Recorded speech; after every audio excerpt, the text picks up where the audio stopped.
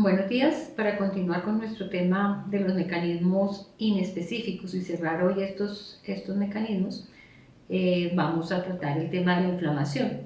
Como es un tema más específico de otras cátedras, pues solamente vamos a dar como las generalidades. La inflamación es una respuesta inespecífica del sistema inmune frente a agresiones no solamente infecciosas, también físicas, como puede ser la radiación, el calor, el frío, frente a agresiones químicas, ya sea por toxinas o por venenos, o también frente a agresiones traumáticas, contusiones, golpes. La inflamación es un proceso inespecífico de todo tejido vascularizado. Y esa inflamación puede ser local, puede ser sistémica e igualmente puede ser aguda o puede ser crónica dependiendo del tiempo de duración que tenga. En la parte local hay un aumento de la permeabilidad vascular donde interfieren el factor activador de plaquetas, las prostaglandinas y los tromboxanos, que vamos a ver cómo se generan ahora en la siguiente diapositiva. Interviene la activación de las proteínas del complemento, que lo veremos también en la siguiente clase, y la migración de los neutrófilos. Y en esta migración de los neutrófilos pues participan una citoquina que se llama la interleuquina 8 y proteínas del complemento. En la parte sistémica se caracteriza porque hay fiebre, hay generación de las interleuquinas 1, interleuquina 6, el interferón gamma, el factor de necrosis tumoral. Se genera también proteínas de la fase aguda, que son proteínas que se generan o se sintetizan en el hígado, en los procesos inflamatorios. Hay una leucocitosis y esa leucocitosis se presenta porque hay la producción de estas citoquinas, el factor estimulante de colonias de granulocitos, que como su nombre lo indica, lo que hace es favorecer la producción de las células granulocíticas, el factor estimulante de colonias de los granulocitos y la interleuquina 3. Y aparte de eso también una respuesta específica. En el proceso inflamatorio intervienen los metabolitos del ácido araquidónico, ya sea a través del metabolismo por la vía de la ciclooxigenasa o de la lipooxigenasa. A través de la vía de la ciclooxigenasa se generan las prostaglandinas, la prostaglandina G2, la D2, la E2, la prostaciclina, y a través de la vía de la lipooxigenasa se producen los leucotrienos.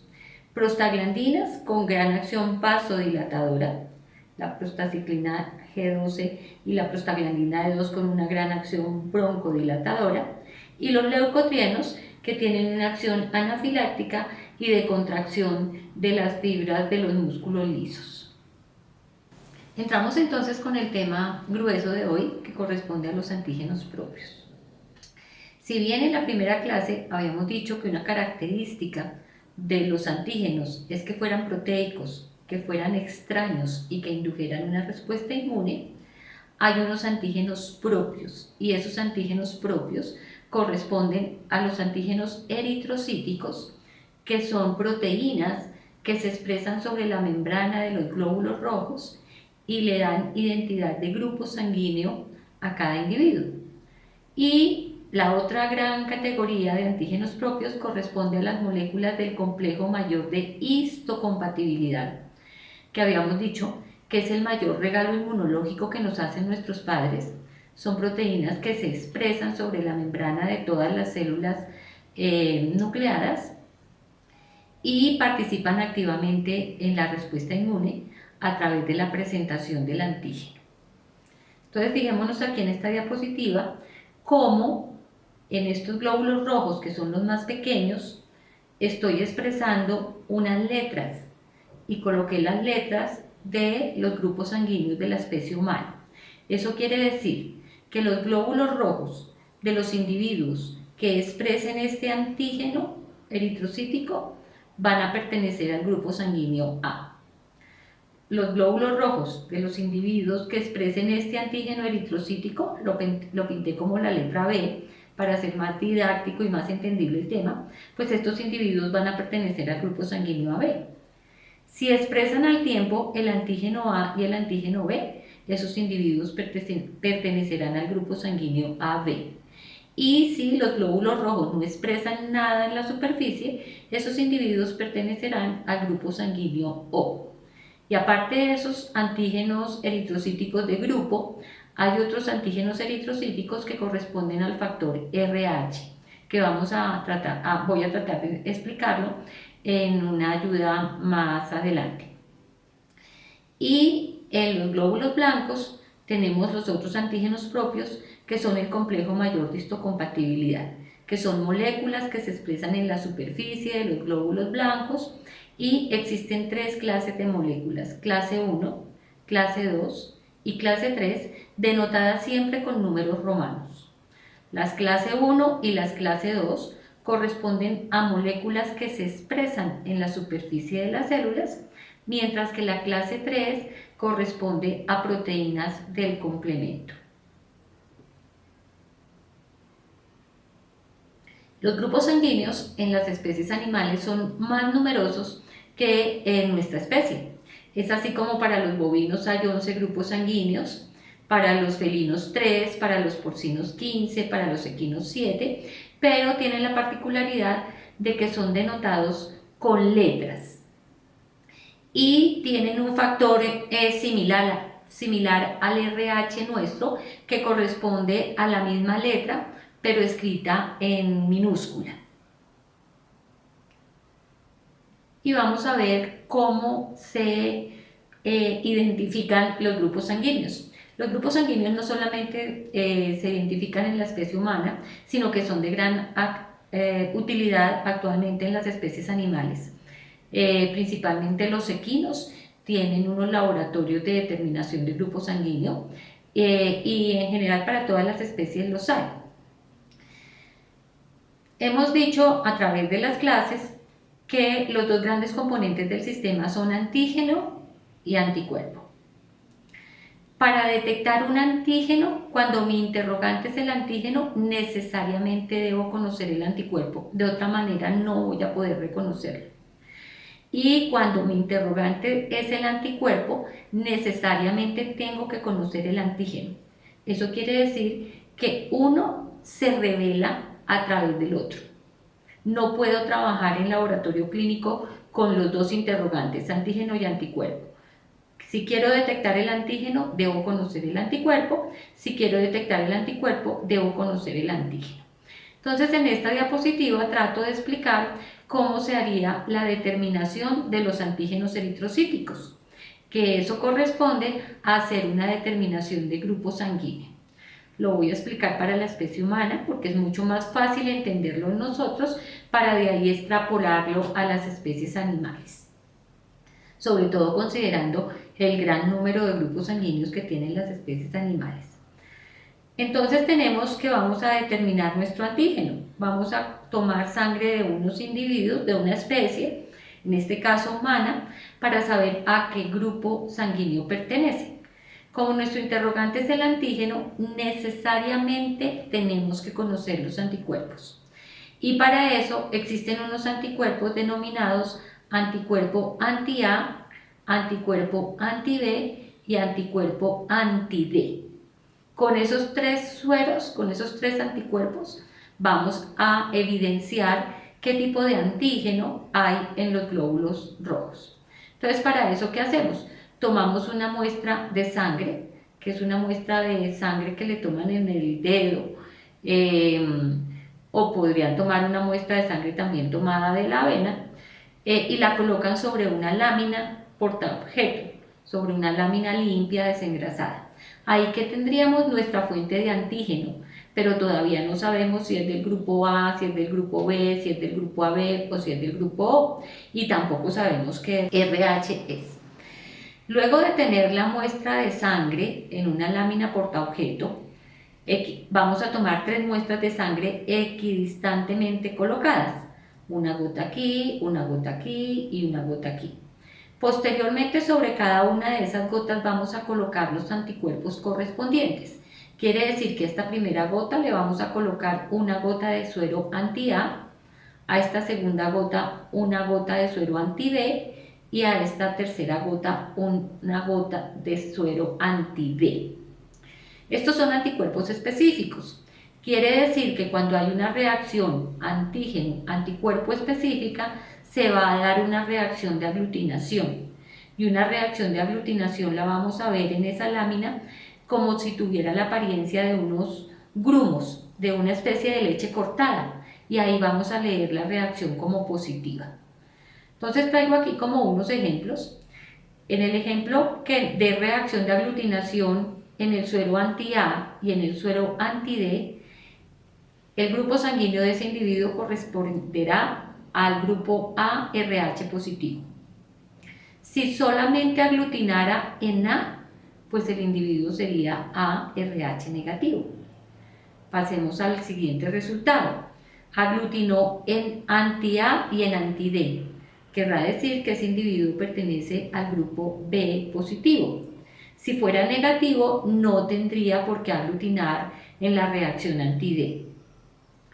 Si aglutina en A, en B y en anti-D, ese individuo pertenecerá al grupo sanguíneo ABRH negativo. Positivo, perdón. Si solamente aglutina en A y en B, el individuo será AB negativo. Si no aglutina sino solamente en anti-D, querrá decir que ese individuo pertenece al grupo sanguíneo ORH positivo, y si no aglutina en ninguna de las tres partes, ese individuo pertenecerá al grupo ORH negativo. Querrá decir que sus glóbulos rojos no están expresando ningún antígeno y por lo tanto ninguno de estos anticuerpos pudo evidenciar ese antígeno. Y esta determinación de grupo sanguíneo es muy importante para casos en que se requiera hacer transfusiones. Todas las transfusiones deben ser hechas con una hemoclasificación en el momento del donante y del receptor. Y lo mismo debe operar para las especies animales. Inclusive, para los trasplantes de órganos en humanos es indispensable también tener una hemoclasificación tanto de donante como de receptor.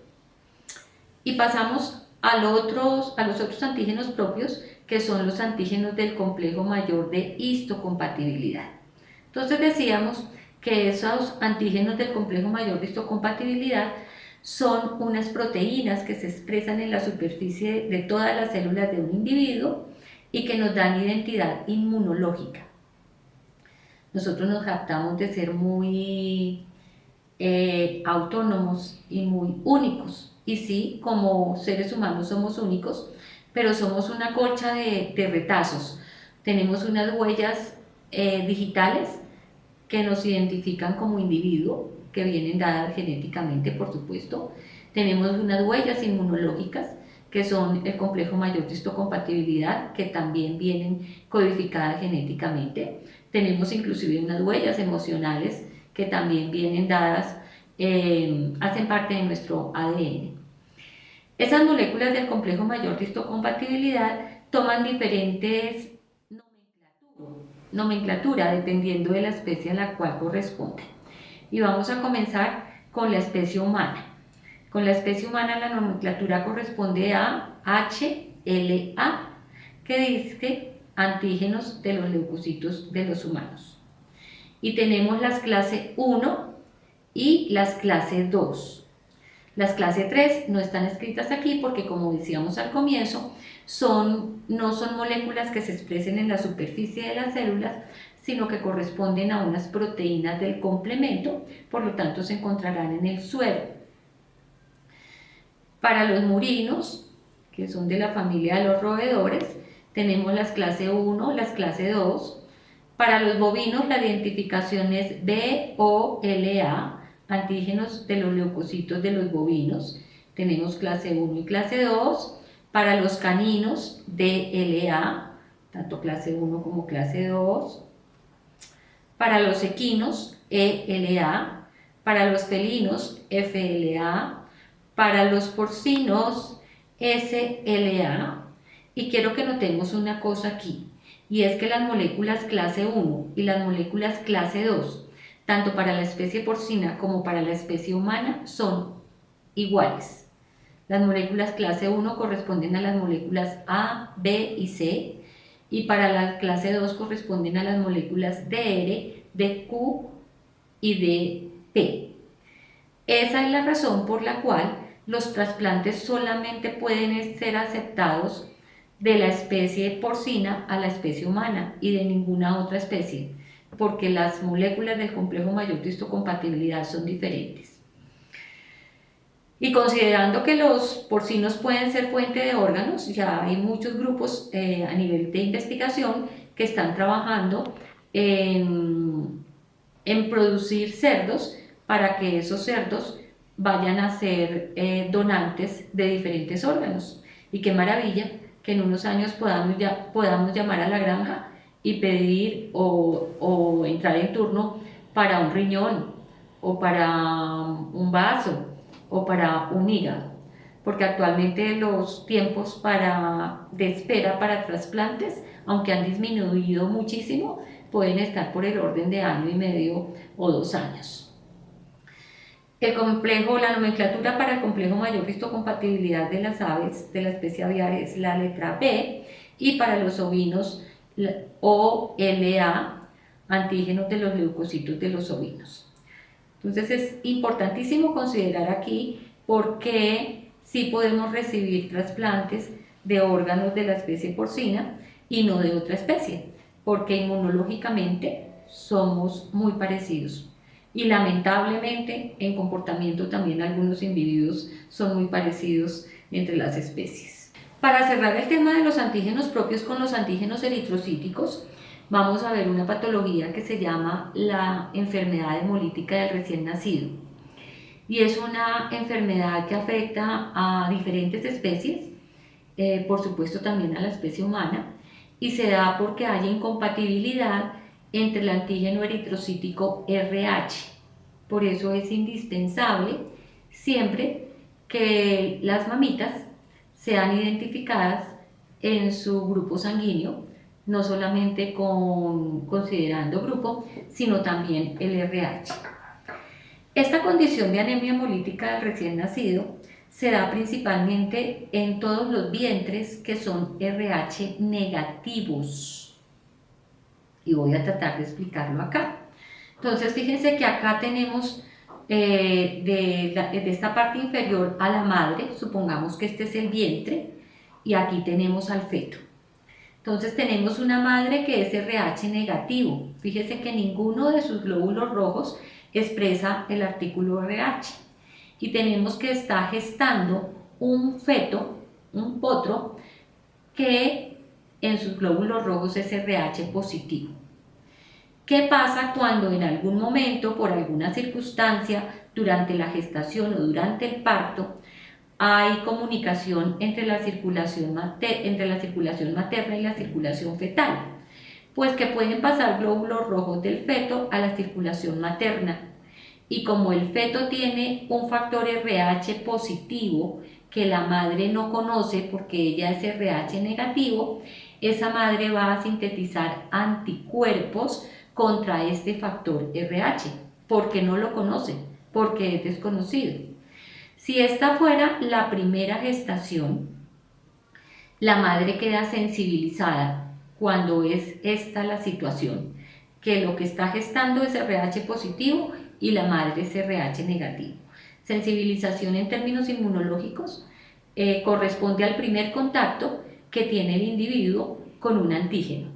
Y eso querría decir que si hay contacto entre la circulación materna y la fetal y se tiene esta circunstancia de un feto RH positivo y una madre RH negativo, la madre empieza a sintetizar anticuerpos contra este RH positivo y quedó sensibilizada. ¿Qué pasa cuando esa madre vuelve a embarazarse otra vez y vuelve a tener otro hijo RH positivo? Como los anticuerpos ya se sintetizaron en la primera gestación, que es el tiempo de sensibilización, los anticuerpos ya están disponibles para ir por circulación, ir y buscar estos glóbulos rojos que tienen el factor RH, unirse a ellos, y cuando estos anticuerpos se unen a estos glóbulos rojos, esos glóbulos rojos se lisan. Como estos anticuerpos están concentrados en leche materna y en calostro, cuando el individuo mama o cuando toma leche, pues va a tener grandes concentraciones de anticuerpos en ese calostro y en esa leche, y todos esos anticuerpos van a ir a unirse a esos glóbulos rojos del recién nacido, produciendo la hemólisis en un porcentaje tal que no le quedan el número necesario de glóbulos rojos a ese individuo para sobrevivir. Y esto que sucede en la especie humana, que es muy frecuente, sucede con mucha frecuencia en las especies animales, en donde muchas veces ni siquiera se dan por diagnosticados este proceso. Muchos de los potros que nacen y al nacer se postran, son incapaces para reincorporarse, están anémicos, tienen las mucosas ictéricas, probablemente puedan deberse a un proceso de anemia hemolítica del recién nacido. Por eso es tan importante la hemoclasificación. Igualmente en las yeguas se va a dar cuando tienen el grupo sanguíneo A mayúscula y tienen el antígeno similar al RH con una A minúscula. El proceso se da exactamente igual. Por supuesto que ya hay tratamientos y toda esta parte de inmunología con antígenos propios se desarrolló en la especie humana. En la especie humana, para las mamás que han tenido sus primeras gestaciones con fetos RH positivos, pues ya el médico, el ginecólogo lleva en su historia los datos, el RH del primer hijo, constata si es el segundo embarazo y le aplican al final en una etapa de la gestación, un antisuero anti-D, que recuerden que el anti-D son los anticuerpos específicos contra el RH. Eso querría decir que esos anticuerpos aplicados externos van a ir y van a unirse a los antígenos RH positivos, evitando que de esta manera haya concentración de esos anticuerpos en calostro o en leche. Anteriormente se utilizaba, había como terapia utilizar madres sustitutas, oigan bien, sustitutas. Y la madre sustituta lo que estaba dando era brindándole pues todos los nutrientes a ese recién nacido para evitar esa concentración de anticuerpos contra los glóbulos rojos en esa mamá que podía tener esa concentración en sangre. Actualmente en la especie humana no se recomiendan los bancos de calostro, en las especies animales sí, hay bancos de calostros en bovinos, hay bancos de calostros en equinos. También podría utilizarse en las especies animales, es más fácil hacer un manejo, porque el manejo podría ser cambiar de padrón. En la especie humana pues también se puede hacer, pero tiene unas connotaciones morales y éticas diferentes. Y cerramos con eso el tema de los antígenos eritrocíticos y pasamos a ver el complejo mayor de histocompatibilidad. Como les decía, estas son moléculas que se expresan en la superficie de los glóbulos blancos. Recuerden que los eritrocíticos son en los rojos y nos dan grupo sanguíneo, y los del complejo mayor de histocompatibilidad son en los glóbulos blancos y nos dan identidad inmunológica, aparte de que sirven para toda la respuesta inmune. Las moléculas clase 1 se expresan en la superficie de todas las células nucleadas de un individuo. Y todas las células tienen núcleo, con excepción de los glóbulos rojos. Eso quiere decir que se expresan en todas las células nucleadas. Las moléculas clase 1 están constituidas por una molécula alfa con 3 subunidades, alfa 1, alfa 2, alfa 3, unidas a una molécula de beta 2 microglobulina. Y las moléculas clase 2 están constituidas por una cadena alfa y una cadena beta, cada una con su parte alfa 1, alfa 2, beta 1, beta 2, y se expresan en las células que presentan antígeno. Eso querría decir que se presentan en los linfocitos T, se presentan en los linfocitos B y se presentan en todas las poblaciones de macrófagos. Recordemos que tenemos poblaciones de macrófagos en todos los órganos, Las células de Kupffer son los macrófagos del hígado. Las células de glía son los macrófagos del sistema nervioso. Tenemos macrófagos peritoneales, tenemos macrófagos alveolares, tenemos las células dendríticas, y todas esas células, por ser del mismo linaje, pues irían a expresar moléculas del complejo mayor de histocompatibilidad clase 2. Esas moléculas, además de darnos identidad inmunológica, participan en muchas otras reacciones, participan en la inmunidad de trasplantes. Para estar considerando un trasplante, las moléculas del complejo mayor de histocompatibilidad deben tener una homología superior al 96% entre donador y receptor. Como son tan parecidas entre especies con los porcinos, por eso es que los humanos admiten trasplantes de esa especie. Además de participar en la inmunidad contra trasplantes, la expresión de estas moléculas en la superficie de las células confieren susceptibilidad o resistencia a determinadas enfermedades. Estudiado en la especie humana y con muchos estudios también en las especies animales. Hay estudios que reportan cómo bovinos con la expresión de determinado complejo mayor de histocompatibilidad pueden ser resistentes a la fiebre aftosa. Hay estudios documentados que concluyen cómo porcinos con la expresión de determinado complejo mayor de histocompatibilidad son resistentes a la fiebre porcina. Y hay estudios documentados cómo los bovinos con determinado complejo mayor de histocompatibilidad pueden ser susceptibles a los ectoparásitos. Pues esto reviste un campo de investigación muy amplio en la profesión, con el ánimo de trabajar con poblaciones cada vez más resistentes a enfermedades. Y además estas moléculas del complejo mayor de histocompatibilidad participan en la presentación del antígeno, participan en la respuesta específica. Eso quiere decir que son indispensables para comenzar una respuesta inmune específica, bien sea contra virus, contra bacterias, contra hongos, contra parásitos, una respuesta de autoinmunidad o una respuesta contra cáncer. Y para ir apenas también ambientando la parte de presentación de antígeno, donde van a ser protagonistas estas moléculas, las moléculas del complejo mayor de histocompatibilidad clase 1 siempre le van a presentar el antígeno a un linfocito citotóxico. A diferencia de las moléculas de histocompatibilidad clase 2, que siempre van a estar involucradas en la presentación de antígeno con un linfocito ayudador. Y creo que por acá podemos dejar la parte correspondiente a antígenos propios para retomar posteriormente esta parte de complejo mayor de histocompatibilidad, específicamente en presentación de antígeno.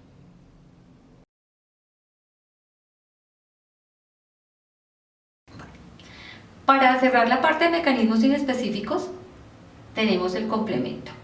Recordemos que hace parte de esos mecanismos inespecíficos con la inflamación, con la fagocitosis y el complemento. El complemento corresponde a una serie de proteínas que se encuentran en el suero sanguíneo y que tienen como función producir la lisis de las membranas. Este complemento puede tener dos vías de activación.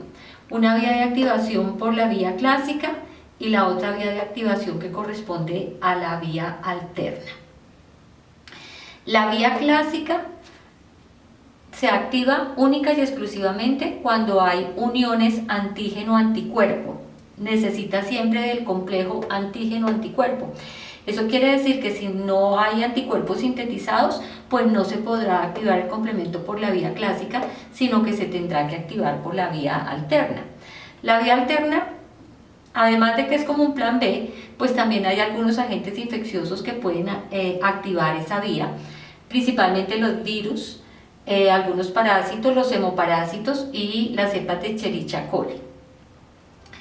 Esas proteínas fueron inicialmente catalogadas en 9 tipos, especificadas desde la C1 hasta la C9. Actualmente hay muchas otras proteínas involucradas, pero vamos a concentrarnos en esas 9 para la vía clásica, con el ánimo de entender cómo opera el sistema. Como les decía, es un proceso muy útil en las enfermedades virales, y yo creo que todos los procesos virales los salvamos a punta de complemento, más si consideramos que no hay ninguna medicación efectiva contra este tipo de agentes infecciosos. Vamos a suponer, para explicar cómo se da la vía clásica, que estas estrellitas son unas células que están invadidas por un virus. Entonces el virus, hagamos de cuenta que es ese puntico blanco que está ahí, y la célula es la estrellita. Como esa célula está invadida por un virus, el sistema inmune ha trabajado, ha montado una respuesta específica en donde se han sintetizado anticuerpos contra esos antígenos virales. Entonces fíjense cómo el anticuerpo se une al antígeno. Y decíamos que la vía clásica requiere de una unión antígeno-anticuerpo para activarse. Cada vez que el sistema inmune reconoce que hay una unión antígeno-anticuerpo, se activa la proteína C4 del complemento. Entonces decíamos que el complemento corresponde a una serie de proteínas que hay en el suero, y vamos a considerarlas desde la proteína C1 hasta la proteína C9. Esas proteínas corresponden a diferentes unidades. La proteína C1 corresponde a una unidad de reconocimiento, C4, C2 y C3 corresponden a una unidad de activación, y C5, 6, 7, 8 y 9 corresponden a una unidad de lisis. Actualmente se han descubierto muchas otras proteínas, pero vamos a trabajar con estas para ver cómo es el mecanismo de la activación de ese complemento. Cuando se activa por la vía clásica, decíamos que es necesario una unión antígeno-anticuerpo, y vamos a suponer que esta estrellita es una célula que está invadida por un virus, y el virus es lo que tiene en su interior. El sistema inmune ha montado una respuesta inmune contra estos virus, produciendo estos anticuerpos específicos para ese virus, y entonces hay una unión antígeno-anticuerpo. Cada vez que hay una unión antígeno-anticuerpo y se va a activar el complemento, se activa el componente C1 del complemento, que tiene varios constituyentes, C1Q, C1R, C1S, y este complemento actúa en una reacción en cascada. Una vez que se activa C1, se activa el componente C4. Cuando se activa el componente C4, ese componente tiene dos fracciones, C4A y C4B. La fracción A se va para la circulación sanguínea, mientras que la fracción B sigue activando la cascada. Luego de activarse C4, se activa C2, y nuevamente C2 tiene dos componentes, el C2A y el C2B.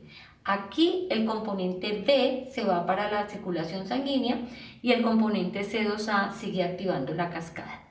Posteriormente se activa C3, el componente A se va para la circulación sanguínea, y el componente B sigue activando la cascada, de tal manera que aquí tendríamos C4B, C2A, C3B, se activa C5, el componente A se va para la circulación, y tendríamos aquí C4B, C2A, C3B, C5B. Por fortuna, los componentes 6 al 9 ya no tienen las dos fracciones, sino que tienen solamente una fracción. Después de que se activa ese componente C5, se activa C6, 7, 8 y 9. Y la activación de esas 9 proteínas en cascada producen la lisis de estas membranas. Y al lisarse esta célula, pues se le acabó la casa y se le acabó el alimento al virus. Y como los virus viven a expensas del huésped, a expensas de la célula, pues ya no tiene cómo sobrevivir.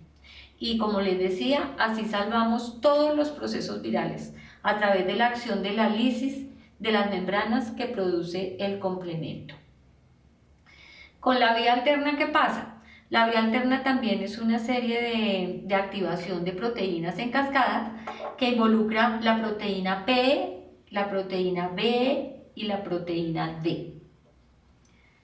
Entonces supongamos que esta es una Escherichia coli, que la debemos reconocer por sus fimbrias.